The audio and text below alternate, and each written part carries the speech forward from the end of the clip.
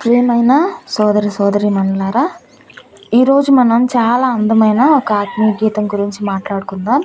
అదే ఎడబాయని నీ కృప.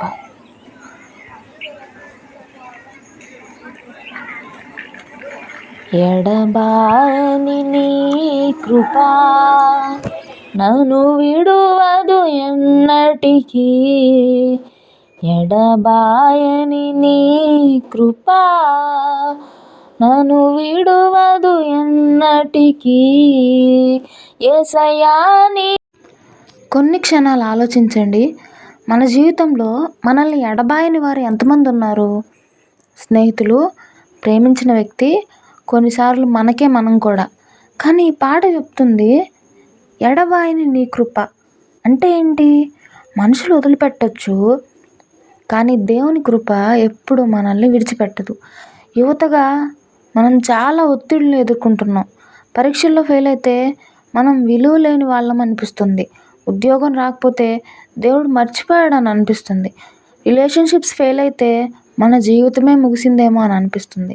కానీ దేవుని కృప మన పనితీరు మీద ఆధారపడి ఉండదు. నీ మార్కుల పైన కాదు, నీ జీతం మీద కాదు, నీ అందంపై అసలే కాదు. దేవుని కృప నీపై ఆయనకున్న ప్రేమ మీద ఆధారపడుతుంది. బైబిల్ చెప్తుంది, నా కృప నీకు చాలును. ఎందుకు చాలును? ఎందుకంటే కృప అంటే మనకి అర్హత లేకపోయినా మన కోసం మన దేవుడు నిలబడ్డం. మనం పడిపోయినప్పుడు శిక్షించడానికి కాదు, కానీ మనల్ని తిరిగి లేపడానికి ఆయన మన దగ్గరికి రావడం. చాలామంది యువత ఈరోజు అనుకుంటున్నారు ఇలాగా, నేను మళ్ళీ దేవుని దగ్గర రావడానికి అర్హుణ్ణి కాదేమో అని.